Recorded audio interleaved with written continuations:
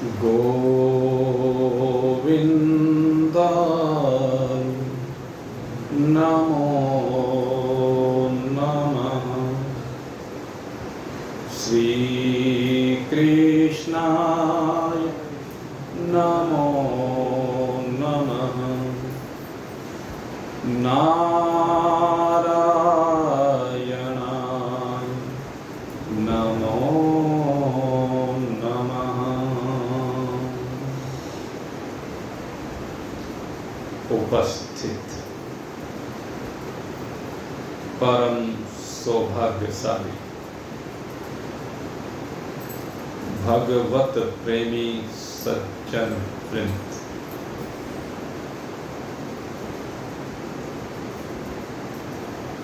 हम सभी जानते हैं कि भगवान ने विशेष कृपा करके यह मनुष्य शरीर हमें प्रदान किया और यह मनुष्य शरीर भोगों के संग्रह अथवा भोगों की भोगने के लिए नहीं दिया गया। अगर भोगों को भोगने के लिए शरीर होता तो फिर तो किसी पशु का शरीर हमें प्रदान करते, क्योंकि स्वच्छंद रूप से जो भोगों के भोग पशु पक्षी आदि शरीरों में हैं वह मनुष्य शरीर में उपलब्ध नहीं है। इसलिए कहा कि यह शरीर भोग भोगन के लिए नहीं है। यह शरीर भगवान ने जो प्रदान किया है, कहते हैं ये केवल और केवल परमात्मा को प्राप्त करने के लिए प्रदान किया गया है। और भाग्यवान होते हैं वह लोग जो इस शरीर के रहते रहते परमात्मा को प्राप्त कर लेते हैं। लेकिन वो लोग जो इस जीवन के वास्तविक उद्देश्य को न समझ करके मूढ़ बने रहते हैं, वो केवल संसार के भोगने में ही इस जीवन को व्यर्थ गंवा देते हैं। इसीलिए उनको मूढ़ कहा गया है। वह भगवान से सदा दूर रहते हैं, उनका और भगवान का मिलन हो नहीं पाता। वो झूठे सुख की इच्छा में जीते हैं, वास्तविक सुख से बहुत दूर रहते हैं। विमूढ़ा नाम पश्यन्ति ज्ञान चक्षुष। ये जो ज्ञान के नेत्र हैं ये किसी किसी बिरले को प्राप्त होते हैं और इन ज्ञानमयी नेत्रों से ही आप चाम को नहीं राम को देख पाते हैं। जो अज्ञानी के नेत्र हैं वह चाम को देखते हैं और जो ज्ञानी के नेत्र हैं उन्हें राम के अतिरिक्त और कुछ दिखाई नहीं देता।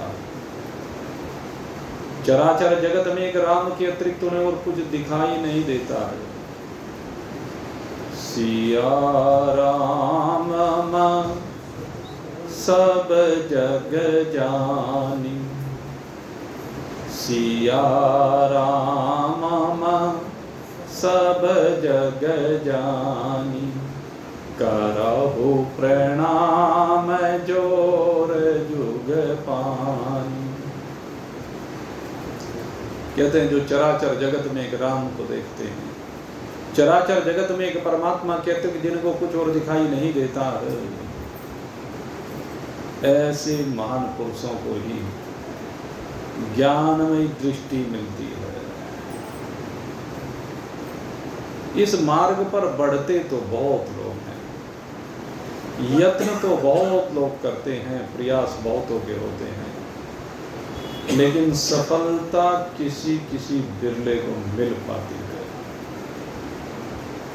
क्योंकि परमात्मा से मिलना इतना आसान नहीं है। जब भोगों के सब रास्ते बंद हो जाते हैं, जब भोगों के सब रास्तों पर विराम लगा दिया जाता है,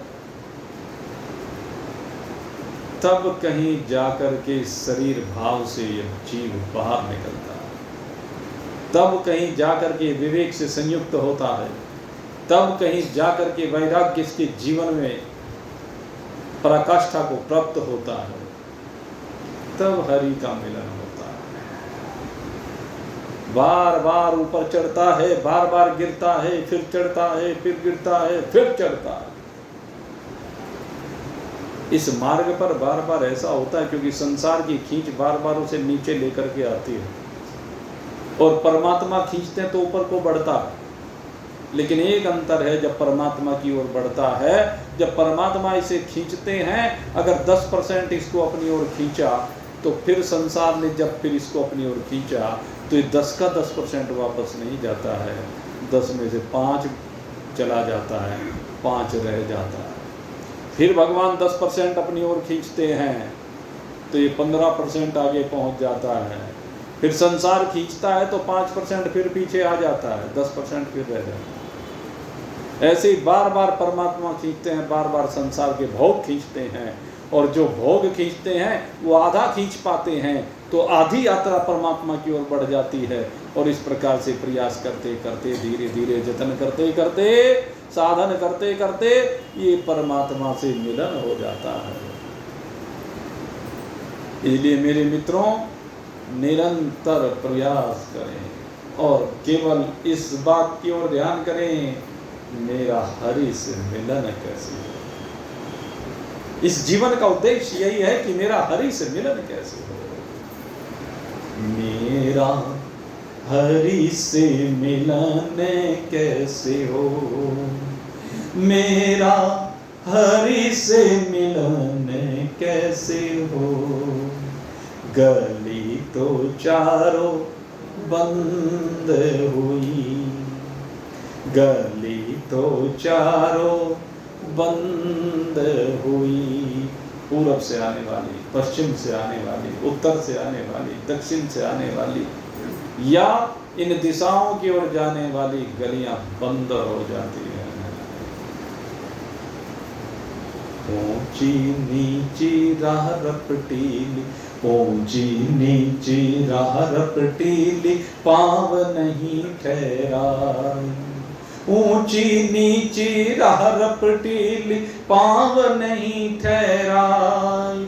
सोच सोच पग धरूं जतन से, सोच सोच पग धरूं जतन से, बार बार डिग जाए। बार बार ऊपर उठता है और बार बार फिर नीचे गिरता जाता है। लेकिन जिसका उद्देश्य बढ़ने का है, जो चोटी की ओर देखता है, वो घबराता नहीं है कि कोई बात नहीं है। गली तो चारों बंद हुई, मेरा हरि से मिलन कैसे हो, मेरा हरि से मिलन कैसे हो। गली तो चारों बंद हुई। ऊंचा नीचा महल पिया का, ऊंचा नीचा महल पिया का, मोसो चढ़ो न जाए। ऊंचा नीचा महल पिया का, मोसे चढ़ो न जाए। पिया दूर पंथ मारो जी, पिया दूर पंथ मारो जीनो, सूरत झकोला खार। पिया दूर पंथ मारो जीनो, सूरत झकोला खार। गली तो चारों बंद हुई, मेरा हरि से मिलन कैसे हो, मेरा हरि से मिलन कैसे हो। कोस कोस पर पहरा बैठा, कोस कोस पर पहरा बैठा, पेड़ पेड़ बटमा। कोस कोस पर पहरा बैठा, पेड़ पेड़ बटमा। हे विधना कैसी रच दीनी, हे विधना कैसी रच दीनी, दूर बसायो मारो गाँव। गली तो चारों बंद हुई, गली तो चारों बंद हुई। मेरा हरि से मिलन कैसे हो, मेरा हरि से मिलन कैसे हो। गली तो चारों बंद हुई। मीरा के प्रभु गिरधर नागर, मीरा के प्रभु गिरधर नागर, सदगुरु दई बना। मीरा के प्रभु गिरधर नागर, सदगुरु दई बनाए। जुगो जुगो से बिछड़ी मीरा, ये जीव जुगो जुगो से परमात्मा से बिछड़ा हुआ, न जाने कितने शरीरों में यात्रा कर चुका है। अब ये मनुष्य शरीर मिला है, नौका मिल गई है, मल्लाह मिल गए हैं गुरुदेव। जुगो जुगो से बिछड़ी मीरा, घर में ली नीला। अरे जुगो जुगो से बिछड़ी हुई मीरा अपने घर परमात्मा में आकर के विराजमान हो गई है। उसने घर में लाकर छोड़ दिया। आपकी साधनाएं आपको परमात्मा रूपी घर में लाकर के छोड़ देती हैं। आपका वास्तविक घर परमात्मा है। जुगो जुगो से बिछड़ी मीरा, घर में ली नीला। गली तो चारों बंद हुई, मेरा हरि से मिलन कैसे हो, मेरा हरि से मिलन कैसे हो। यही देखना है भाई, ये विचार करना है भाई कि मेरा हरि से मिलन कैसे हो। तो हरि से मिलन का उपाय ही भगवान बता रहे हैं, संत बता रहे हैं। यतन्तो योगिनश्चैनं पश्यन्त्यात्मन्यवस्थितं, यतन्तो विकृतात्मानौ नैनं पश्यन्त्यचेतसः। यतन्तो योगिनश्चैनं पश्यन्ति आत्मन्यः अवस्थितम्। कहते यत्न की बात है, प्रयास की बात है, मेहनत की बात है। जिन्होंने अपना उद्देश्य निश्चित कर लिया है, अपना लक्ष्य जिनका निश्चित हो गया है, कहते हैं उस लक्ष्य की पूर्ति करने के लिए, उस लक्ष्य को पाने के लिए क्या है? अनन्य भाव है। ये बहुत बड़ी बात है। लक्ष्य को पाने के लिए अनन्य भाव। अनन्य भाव किसे कहते हैं? अनन्य भाव का मतलब है एक परमात्मा के अतिरिक्त किसी दूसरे में चित्त को ना लगाना, इसको कहते हैं अनन्य भाव। अनन्यता इसी का नाम है। हर समय परमात्मा में डूबे रहना। मीरा की भांति, मेरे तो गिरधर गोपाल, दूसरो न कोई। ये है अनन्य भाव। अनन्य चिंतन्त्यो माम,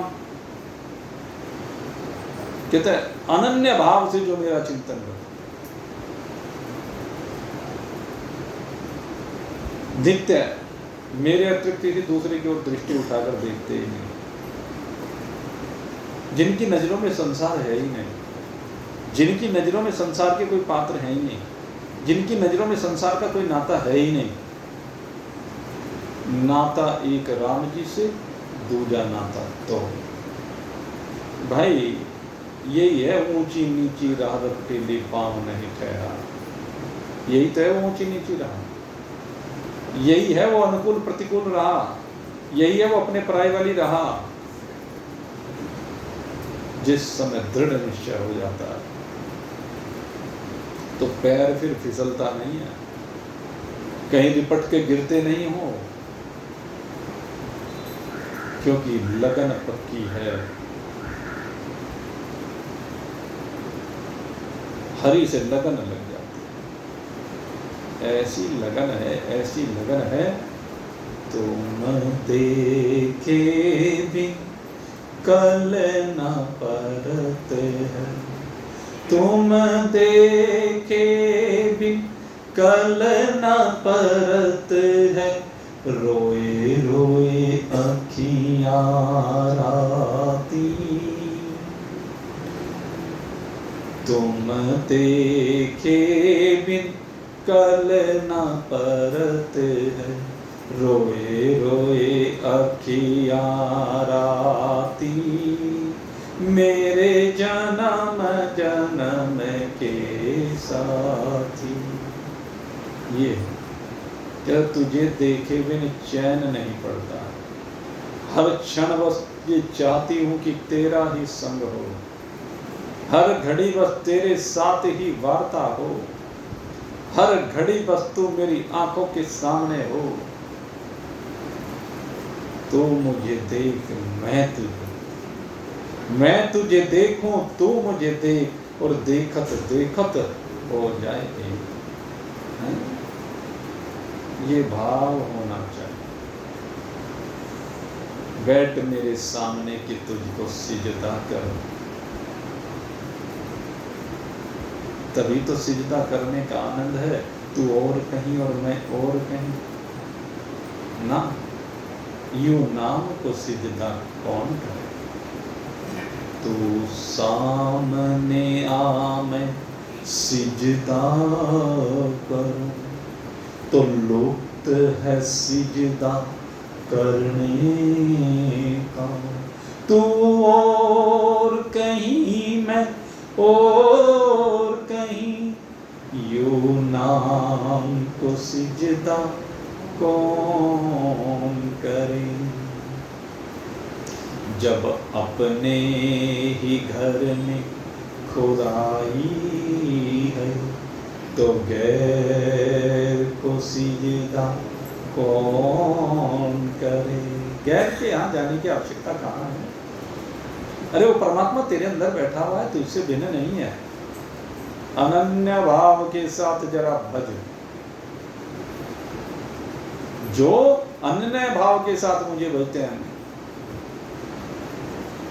अनन्य चिंतनतो माम, बिल्कुल अनन्य भाव के साथ जो चिंतन होता है, केवल हे अर्जुन उन्हीं को सुकृत कहा है, उन्हीं को इस शरीर को धारण करने का लाभ मिला है। कहते हैं ऐसे भक्त जो अनन्य भाव से मुझे भजते हैं, मैं भी उनको वैसे ही भजता हूँ। ये यथा माम प्रपद्यन्ते तांस तथैव भजाम्य, तांस तथैव भजाम्य। मैं भी उनको वैसे ही भजता हूँ। उनका अनन्य भाव है तो मेरा भी तो अनन्य भाव है। दोनों की अनन्यता हो जाती है, दोनों के बीच का भेद मिट जाता है, दोनों के बीच की दीवार हट जाती है, आवरण हट जाता है, ये पर्दा हट जाता है। और जब पर्दा हट जाता है तो फिर दोनों का साक्षात्कार हो जाता है, दूसरों में अन्य हट जाता है, एक रह जाता है, द्वैत समाप्त हो जाता है। और फिर कौन मिले और किससे मिले, मिलने की बात भी समाप्त हो जाती है, क्योंकि पर्दों तक ही सब सिजदे, पर्दों तक ही सब सिजदे हैं। जब तक बीच में पर्दा है मेरे और परमात्मा के बीच में, तभी तक सिजदा करने की बात कही जाती है। पर्दा हटाओ एक हुआ, और जब पर्दा हट जाए तो फिर भेद मिट जाता है। फिर किसका सिजदा, कौन सिजदा करने वाला, क्योंकि दोनों जब एक हो जाते हैं। पर्दा हटा और एक हुआ, ये जीवता मिट जाती है, ईश्वरता मिट जाती है, एक ब्रह्म चैतन्य चिन्मय तत्व आनंद स्वरूप परमात्मा मात्र शेष रह जाता है। पर्दा हटाओ एक हुआ, अब कोई भेद ही नहीं। अब गैर को सिजदा कौन करे? जब मैं था तब हरि नहीं, अब हरि है तो मैं नाय। प्रेम गरी अति सागरी, जामे तो न समाए। भला हुआ हरि बिसरे, मेरे सर से टली बलाए। कबीरा भला हुआ, भला हुआ। अब मेरे और हरि के बीच की दीवार समाप्त हो गई। अब मेरे और हरि के बीच का भेद मिट गया। अब हम दोनों मिलकर के एक परमात्मा मात्र शेष रह गए। ये है मिलन की बात। और इस मिलन को कौन प्राप्त होता है? जिसका अनन्य भाव है। अनन्य चिंत्यन्तो माम ये जना पर्युपासते, तेषां नित्ययुक्तानां योगक्षेम वहाम्यहम्।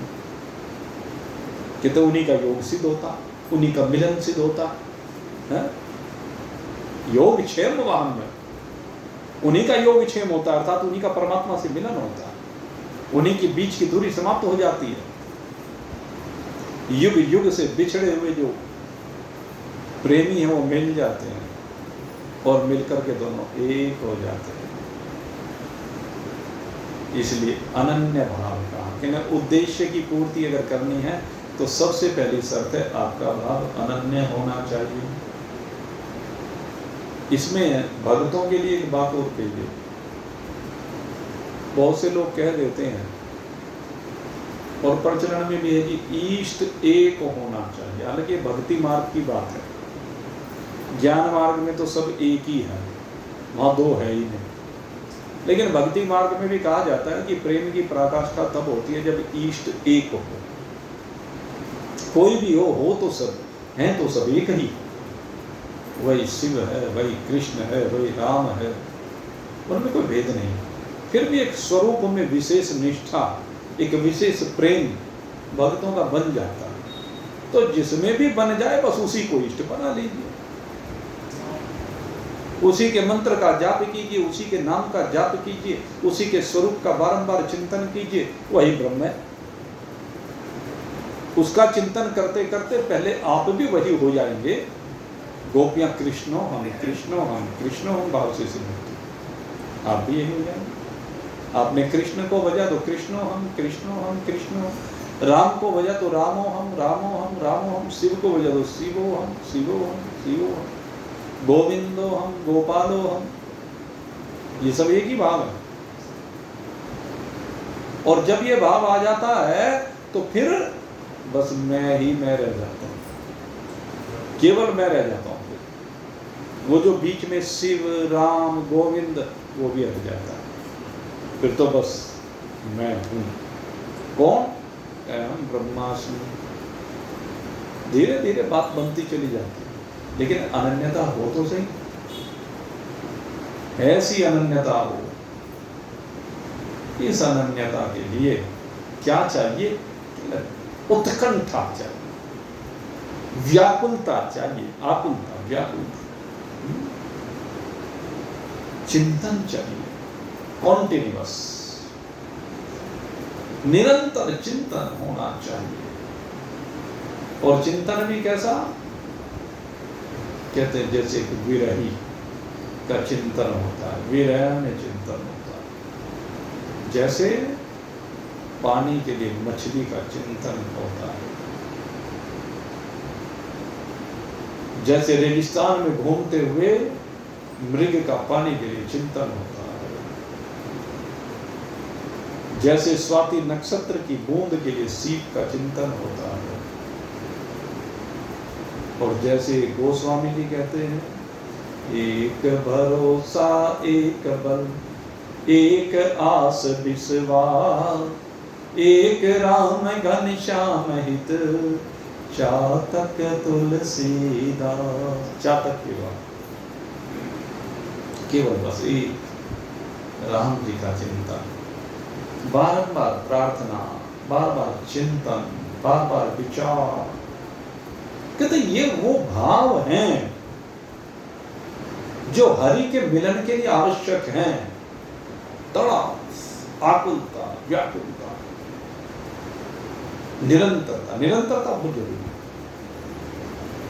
अगर ये सब भाव निरंतर बने रहे ना, रोज की दिनचर्या जो है वो भी ऐसी होनी चाहिए। दिनचर्या की भागदौड़ को समाप्त करो। जितनी ज्यादा भागदौड़ करोगे भाई, उतना ही चिंतन विकृत होगा, उतना ही चिंतन इधर से उधर जाएगा। महान पुरुषों की अगर भागदौड़ कोई होती हुई दिखती है ना, तो वो केवल भक्तों के हित के लिए होती है। अन्यथा महान पुरुषों में कोई भागदौड़ के लक्षण दिखाई नहीं देते। अपने लिए कोई भागदौड़ महान पुरुषों की नहीं होती। और जो भी सत्संग करने वाले होते हैं वो सब महान। इसलिए भागदौड़ को समाप्त करो भाई, और दिल से परमात्मा को भजो। यत्न यही है। यतन्तो योगिनश्चैनं पश्यन्ति आत्मन्यवस्थितम्। आत्मा में स्थिति, आत्मा में विराजमानता। कहते जब तक आपकी नजरों में ये जगत की सत्ता बने नहीं। दो प्रकार की सत्ता होती है। दो प्रकार की सत्ता होती है। एक सत्ता विकारी होती है, एक सत्ता अपनी स्वतः सिद्ध सत्ता होती है। ये जो विकारी सत्ता है ना, ये मायावी सत्ता है। ये सत्ता रोज बदलने वाली सत्ता है। ये सत्ता नित्य परिवर्तन होने वाली सत्ता है। और जो अपनी सत्ता है, स्वतः सत्ता है, स्वयंसिद्ध सत्ता है, परमात्मा सत्ता है, ये निर्विकारी है। ये कभी बदलने वाली है नहीं। इसलिए अपनी सत्ता में आओ। आप कौन? जो बचपन को देखने वाले, जवानी को देखने वाले, बुढ़ापे को देखने वाले, ये आपकी सत्ता है। बचपन, जवानी, बुढ़ापा ये विकारी सत्ता है। जागृत, स्वप्न, सुसुप्ति ये विकारी सत्ता है। स्थूल सूक्ष्म कारण शरीर की सत्ता विकारी सत्ता है। लेकिन एक आत्मा की सत्ता वो सत्य सत्ता है, वो आपकी अपनी सत्ता है। उस सत्ता में आपको आकर के विराजमान होना है। जब तक इस विकारी सत्ता में मैंपने का भाव बना रहेगा, अहमता और ममता बनी रहेगी ना। इस विकारी सत्ता में कई चीजें हैं। इस विकारी सत्ता में मैंने अपने आप को न जाने क्या क्या मान रखा है। एक तो दूसरों की मान्यताओं के द्वारा मान रखा है। दूसरे की मान्यताएं कैसी हैं? जैसे मान लो माँ बाप है, माँ बाप ने एक नाम दे दिया, तो जो नाम की सत्ता है ये क्या है? विकारी सत्ता है। दूसरे की दी हुई सत्ता है। दूसरे से सुन के मैंने मान लिया है कि मेरा फलाना नाम है। दूसरे से सुनकर मैंने मान लिया कि मैं ब्राह्मण हूं, क्षत्रिय हूं, वैश्य हूं, शूद्र हूं। ये विकारी सत्ता यही तो है। दूसरे तो सुना, अन्य बच्चे को क्या पता होता है कि तू ब्राह्मण है कि क्षत्रिय है कि वैश्य है, शूद्र है? कुछ भी नहीं। लेकिन दूसरे ने कहा, माँ बाप ने कहा, मोहल्ले पड़ोस वालों ने कहा, इधर उधर से न जाने किस किस ने कहा, और मान लिया कि हाँ मैं फलाने वर्ण वाला हूं।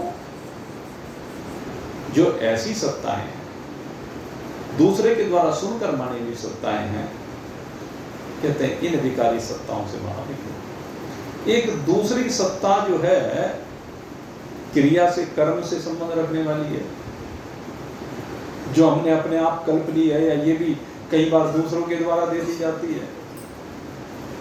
जैसे मान लीजिए कोई मरीजों का इलाज करता है, तो हो गया डॉक्टर, वैद्य, हकीम। तो ये डॉक्टर, वैद्य, हकीम ये कहीं से जुड़ी हुई सत्ता है? ये कर्म से जुड़ी हुई सत्ता है। कोई भजन गाता है, कहने भाई ये गायक है, ये भी सत्ता कर्म से संबंध रखने वाली है। किसी के बाद धन का बहुत अनुमान लग जाओ, कहने भाई ये धनवान है, तो ये सत्ता कैसी है? ये भी कर्म से संबंध रखती है। इसका संबंध धर्म से है। कहने भाई ये बहुत दान देता है, जब भी कहीं कोई आवश्यकता पड़ती है, कहीं भी कोई शुभ कार्य होता है, परोपकार का कार्य होता है, किसी के हित का कार्य होता है, सब में आगे अपने आप बढ़ चढ़ करके दान देता है। तो क्या नाम रख दिया कि मैं दानवीर, दानवीर कर्ण। तो वहां पर दानवीर हो गया। ये भी कर्म से जुड़ी हुई सत्ता है। कोई बहुत लालची है, एक पैसा खर्च करके नहीं देता, भंडार भरे हुए लेकिन फिर भी खर्च करके नहीं देता, तो उसे क्या कहा? यह बड़ा लोभी है, लालची है, कंजूस, मक्खी चूस। तो उसके साथ ही नाम जोड़ दिया, ये उपमाएं जोड़ दी। तो कुछ मान्यताएं हमने अपने आप में जोड़ ली। मान लीजिए कोई विद्वान है, व्याख्यान देता है, पढ़ाता है, तो शिक्षक कहने लगे, वक्ता कहने लगे, विद्वान कहने लगे। क्या है ये सब कल्पित सत्ताएं जो कुछ समय के लिए हैं और कुछ समय के बाद निवृत्त हो जाने वाली। कहते हैं सारी सत्ताएं विकारी हैं, विकारी सत्ताओं की सीमा से बाहर नहीं। और अपनी जो स्वतः सिद्ध सत्ता है, अपनी जो वास्तविक सत्ता है, अपनी जो परमात्मा वाली सत्ता है, अपनी जो वास्तविक मैं वाली सत्ता है, मैं पने वाली सत्ता। अब तक तो मैं, तू, यह, वह, ये पता नहीं कहाँ कहाँ फंसा पड़ा। इन विकारी मैं के बाद तू, विकारी तू, इनको पता नहीं क्या क्या मानता है। यह वह जो यहाँ दिख रहा है, यह जो दूसरी जगह पर जिसके बारे में चिंतन कर रहा है, वह यह है, वह है, ये माइक है, ये मोबाइल है, वहाँ गंगा है, वहाँ जमुना है, वहाँ सूरज है, वहाँ चंद्रमा है, ये वह सत्ता। तू फलाना फलाना फलाना, मैं फलाना फलाना फलाना, सब विकारी। कहने विकारी सत्ताओं से बाहर निकल करके अपनी वास्तविक सत्ता में आ। मैं, तू, यह, वह में से बाहर निकल करके असली मैं वाली सत्ता में आ। मैं हूं, तेरे अंदर जो हूं करके बोलता है, हर स्थल में बोलता है, जागृत में भी बोलता है, स्वप्न में भी बोलता है, और सुसुप्ति में भी हूं करके बोलता है, समाधि में भी हूं करके शेष रह जाता है। वही तेरी वास्तविक सत्ता है, वो तेरी चैतन्य सत्ता है, वो तेरी परमात्मा सत्ता है। उस परमात्मा सत्ता में आकर के विराजमान हो। और नहीं तो भाई जड़ता में विराजमान रहने, जितना रहेगा उतना ही भाई, जितना जड़ का आश्रय लेगा उतना जड़ होता चला जाएगा। सीधी सी बात है भाई। जड़ का आश्रय लेगा तो जड़ता में जाएगा, चैतन्य का आश्रय लेगा तो चैतन्यता में जाएगा। जड़ माने संसार का आश्रय लेगा तो संसार को प्राप्त होगा, और चैतन्य माने परमात्मा का आश्रय लेगा तो परमात्मा को प्राप्त होगा। परमात्मा को प्राप्त करना है तो अपने साधनों को आगे पूरी तन्मयता के साथ, अनन्य भाव के साथ बढ़ाना पड़ेगा। अन्यथा भाई तू आत्मा में स्थित नहीं हो सकता। बहुत लोग प्रयास तो करते हैं, लेकिन प्रयास किए जाने पर भी वो अपने स्वरूप को प्राप्त नहीं कर पाते। कारण क्या है? भगवान अब इस बारे में चर्चा कर रहे हैं। कहते हैं जिन्होंने अपना अंतःकरण अभी तक निर्मल नहीं किया है, शुद्ध नहीं किया है, उन पुरुषों को यत्न करने के बावजूद भी परमात्मा की प्राप्ति नहीं हो पाती है। यतन्तोऽपि कृतात्मानौ नैनं पश्यन्ति चेतसः, नैनं पश्यन्ति चेतसः, वो चैतन्य तत्व को नहीं देख पाते, वो चैतन्य तत्व के साथ एक रूप नहीं हो पाते, वो आत्मा के साथ एक रूपता को प्राप्त नहीं हो पाते हैं। उसके पीछे कारण क्या? कहते उसके पीछे सबसे बड़ा कारण यही है कि उसके अंतःकरण में अभी संसार के लोग बसे हुए हैं। उसके अंतःकरण में अभी माँ बाप, पति पत्नी, भाई बंधु, बाल बच्चे आदि बसे हुए हैं। वो उनकी सीमाओं से बाहर नहीं आ पा रहा है। कहते हैं जिसके अंतःकरण में व्यक्ति बसे हुए हैं ना, वो इसलिए परमात्मा को प्राप्त नहीं हो पाता। दूसरे जिसके अंतःकरण में पदार्थ बसे हुए हैं, घर बसा हुआ है, घर में रखे हुए सामान बसे हुए हैं, वस्त्र बसे हुए हैं, आभूषण बसे हुए हैं, इनसे पीड़ नहीं छुटा के दे रहा है। इनमें न जाने कितनी आसक्ति है, न जाने कितने संग्रह की अभिलाषा है। कहते यही है वह कृतात्मा, जिसको अकृतात्मन कहा गया है भगवान के द्वारा। यही है वो जिनका वस्तुओं के प्रति आकर्षण है, जिनका शरीरों के प्रति आकर्षण। वे प्रयास भी करते हैं, लगन भी है, साधन भी कर रहे हैं, लेकिन क्योंकि इसको छोड़ नहीं रहे। और जब तक छोड़ोगे नहीं तब तक पाओगे नहीं। जब तक पिछली पैड़ी पर से पैर उठाओगे नहीं तो आगे रख सकते नहीं। सीधी सी बात है। संसार की पैड़ी से पैर हटाना पड़ेगा, तभी परमात्मा की पौड़ी पर पैर रखा जाएगा।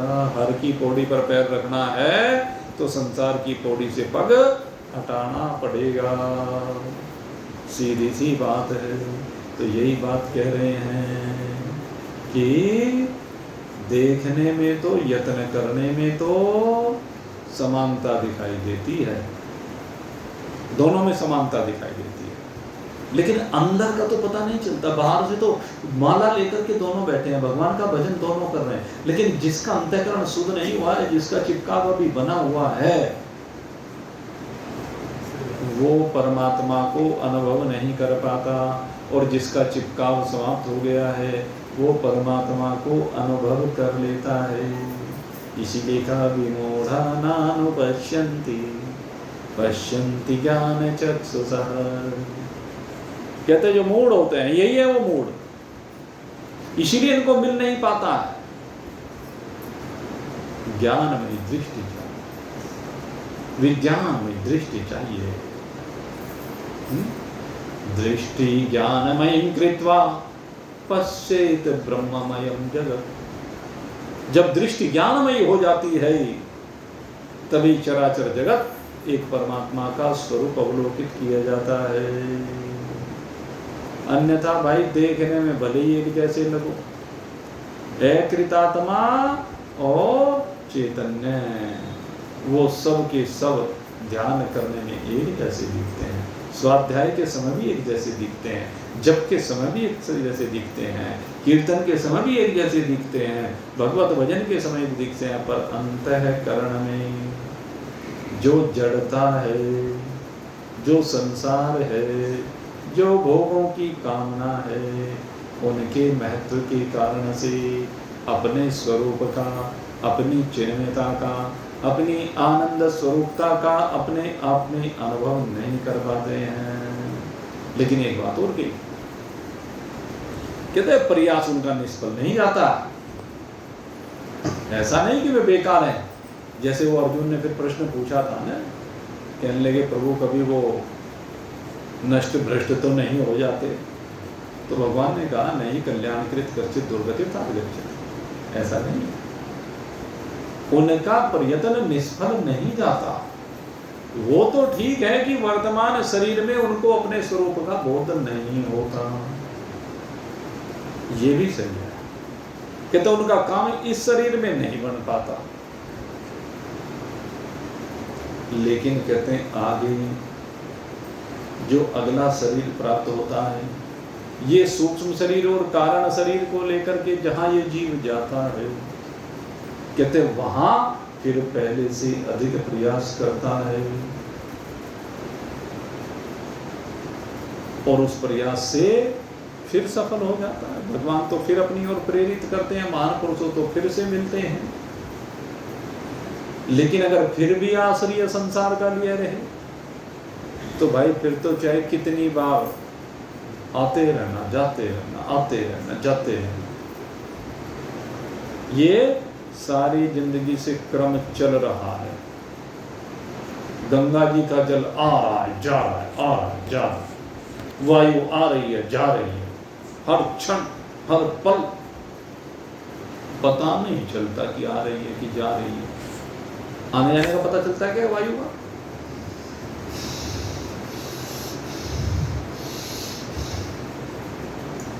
आ जा तो रही है, बार बार अंदर आती है, बार बार बाहर जाती है, बार बार अंदर आती है, बाहर जाती है, आ भी रही है, जा भी रही है, लेकिन पता चलता नहीं है। ऐसे ही भाई बार बार शरीरों में आ रहे हो, जा रहे हो, लेकिन बार बार भूल जाते हो। कहते हैं आपकी बार भूलना मत, ध्यान दे के सुनो, ध्यान दे के समझो, विचार करो अब की बार। अब की बार यहां पर फिर से नहीं आना, ये पक्का निर्णय करो। इसलिए पक्का परमात्मा का आश्रय लो। मन, बुद्धि, चित्त, ज्ञानेंद्रिय, कर्मेंद्रिय, इनके आश्रय लेने की आवश्यकता नहीं, इनमें चित्त लगाने की आवश्यकता नहीं, क्योंकि तो जड़ है। ये मन, बुद्धि, चित्त, अहंकार, ज्ञानेंद्रिय, कर्मेंद्रिय, ये शरीर, इनमें ज्यादा चित्त को मत घुमाओ। जोन से इनमें ज्यादा चित्त को घुमाते रहे, रोज रोते रहते हैं। ये सत्य बात कह रहा हूं। मनोबल को मजबूत करो। ये मनोबल जो आपका गिर जाता है ना, तो शरीर में फंस जाते हैं। अच्छा, जितने लोग यहां पर बैठे हो, इस शरीर से इस समय सारे परेशान हो। कोई ऐसा नहीं जिसके शरीर में व्याधियां ना हो, बीमारियां ना हो। शरीर तो अब जबरदस्ती चल रहा है। अब इसमें शरीर की क्या कथा है? अरे भाई, शरीर 60 साल पुराना हो लिया, 50 साल पुराना हो लिया, 70 साल पुराना हो लिया। अब जब शरीर इतना पुराना हो लिया, जब मशीन पुरानी हो जाए तो चू चू करती है। ये चू चू तो नहीं चलती रहेगी। इस चू चू से घबराने की जरूरत नहीं है। अरे चू चू करके चल रहा है तो चल तो रहा है, जैसे भी चल रहा है। रोते क्यों हो? अब तो जाने की बारी है। अब नहीं रोते रहोगे, रोते रोते जाओगे क्या? हा? रोते रोते तो संसार में आता है, हंसते हंसते जाना चाहिए। हा? रोते रोते आते हैं सब, हंसते हुए जो जाएगा वो मुकद्दर का सिकंदर, हा? वही ब्रह्म कहलाएगा। हा? वह है मुकद्दर का सिकंदर, ब्रह्म वही कहलाता है जो हंसते हंसते जाता है, जो अपने को पहचान जाता है, जो अपनी वास्तविकता में विराजमान हो जाता है, जो कहीं अटकता नहीं है, जो कहीं भटकता नहीं है। शरीर में क्या भटकते फिर रहे हो? पता नहीं कितनी बार शरीरों को ग्रहण किया और कितनी बार छोड़ दिया है, तुम्हें पता भी नहीं। कितना कष्ट शरीर को धारण करने में हुआ, कितना त्यागने में हुआ, कुछ नहीं हुआ और अब भी कुछ नहीं होगा। घबराओ मत। जैसा शरीर चल रहा है चलने दो। शरीर एक मशीनरी है, जैसी चल रही चलने दो। शरीर एक आश्रय स्थल है जीव का, चलने दो जैसा भी चल रहा है। घटिया मिलाओ या बढ़िया मिलाओ, क्या फर्क पड़ता है? अपना काम बनाना है। साइकिल पर चलकर भी लोग मंजिल पर पहुंच जाते हैं, पैदल चलकर भी लोग मंजिल पर पहुंच जाते हैं, और हवाई जहाज से भी पहुंच जाते हैं। जैसा साधन उपलब्ध है उस साधन का सम्मान करते हुए, उसी को स्वीकार करते हुए, उसी के माध्यम से यात्रा करते हुए अपनी मंजिल पर दृष्टि रखो और बढ़े चलो। चरे वेति, चरे वेति। वेद बार बार कहता है चलते रहो, चलते रहो, और तब तक मत रुकना जब तक अपने स्वरूप का बोध प्राप्त न कर लो। उत्तिष्ठ जागृत प्राप्त प्राण्य बोधत है। उठिए, जागिए और महान पुरुषों की शरण में जाकर के अपने स्वरूप का बोध प्राप्त कीजिए। मैं शरीर नहीं हूं, ये शरीर की प्रतिकूलताओं को लेकर के क्यों रोता फिरता है?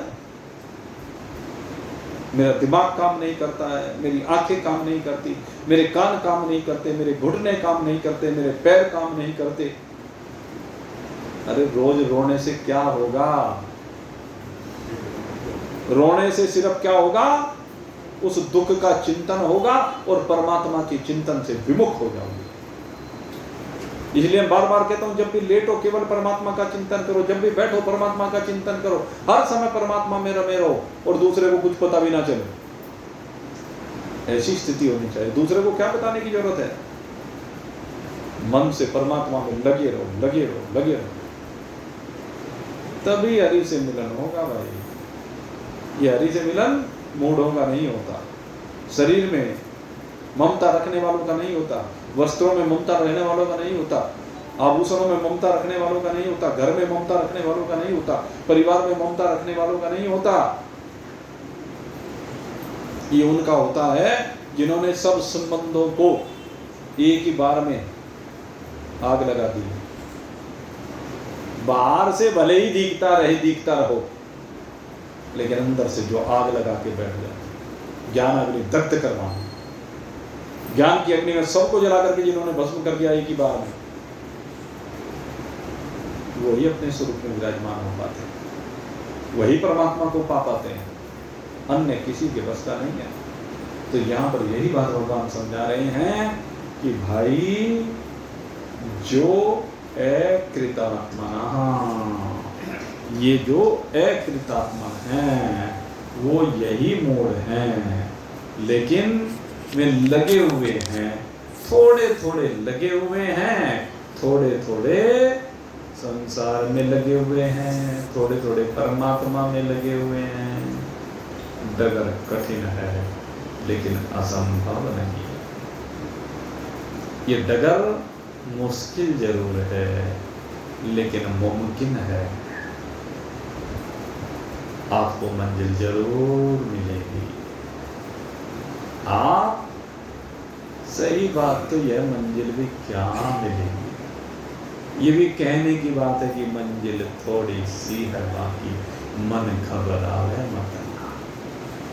ये महान पुरुष प्रेरणा देते हैं, ये महान पुरुष समझाते हैं, ये महान पुरुष मनोबल को बढ़ाते हैं, ये आपको प्रेरित करते हैं, घबरा मत। और मैं तो कहता हूँ मंजिल क्या होती है? मंजिल आपको दो।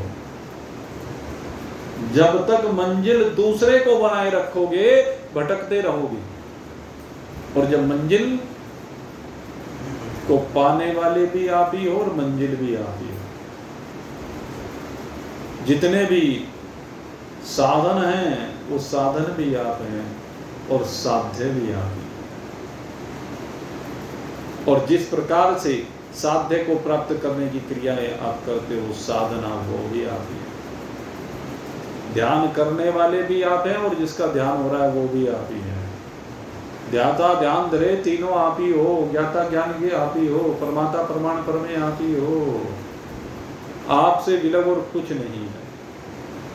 अपनी इस वास्तविकता को समझना पड़ेगा। और भाई देखो, हमारा तो बारंबार प्रयास यही है। हम तो यही चाहते हैं कि सब अपने स्वरूप में विराजमान हो। ये दूसरे जन्मों की बात कहाँ की जाए। आप में जन्म भी एक भ्रांति है, आप में मरण भी एक भ्रांति है। वास्तव में आप में न जन्म है न मरण है। न जायते म्रियते वा कदाचिन्नाय भूत्वा भविता वा न भूत्। अजो नित्यो शाश्वतोऽयम्, अजो नित्यो शाश्वतोऽयम्। हाँ, न हन्यते न हन्यमाने शरीरे। देखो मैं ही भूल गया भाई। न हन्यते न हन्यमाने शरीरे। तो इस चीज को स्मरण रखना है। आप में न जन्म की कल्पना है न मरण की कल्पना। आप जन्म और मरण दोनों से परे। जन्म और मरण एक कल्पना है, और वो ऐसा नहीं कि आज से, सदा से आप जन्म और मृत्यु से परे। क्योंकि आप तो ब्रह्म हैं, ब्रह्म का न जन्म होता है न मरण होता है। जब अपने को शरीर मान लेते हो तभी जन्म और मरण के भाव से संयुक्त हो जाते हो। मेरे मित्रों, इन सब भावों से बाहर निकलो और इन सब भावों से बाहर निकल करके अपने में आओ।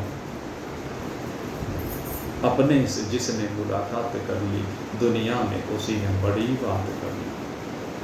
जो अपने आप से मुलाकात कर ले, अपनी आत्मा से मुलाकात कर ले, अपने परमात्मा से मुलाकात कर लेता, ये है अपने आप से मुलाकात करना। यूँ संसार में न जाने किस किस से मुलाकात करते हो, उस मुलाकात की कोई वैल्यू नहीं।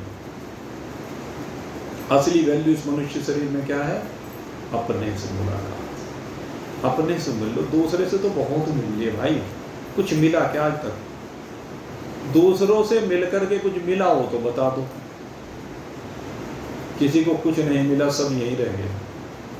लेकिन एक दिन जब अपने से मिल लोगे तो वो मिल जाएगा जिसके मिलने के बाद फिर किसी से मिलना शेष नहीं रह जाएगा, मिलने की इच्छा शेष नहीं रह जाएगी।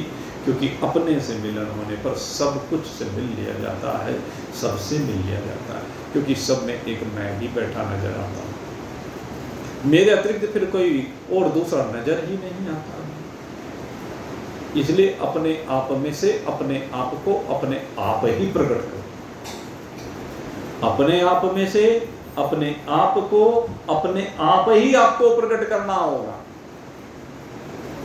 गुरु तो केवल मार्ग होता है, गुरु केवल राह बताता है, गुरु समझाता है, तरीका बताता है, लेकिन ढूंढना आपको अपने आप ही पड़ेगा। तो ढूंढिए शरीर की सीमा से बाहर निकलकर, स्थूल शरीर, सूक्ष्म शरीर और कारण शरीर, इन तीनों की सीमाओं से बाहर निकल करके अपने आप को अपने आप में ढूंढिए और आनंद की अनुभूति कीजिए। आप सभी के लिए बहुत बहुत शुभकामना करते हुए अब यहीं पर आज के सत्संग को विश्राम दे रहे हैं। बोलिए सच्चिदानंद भगवान की।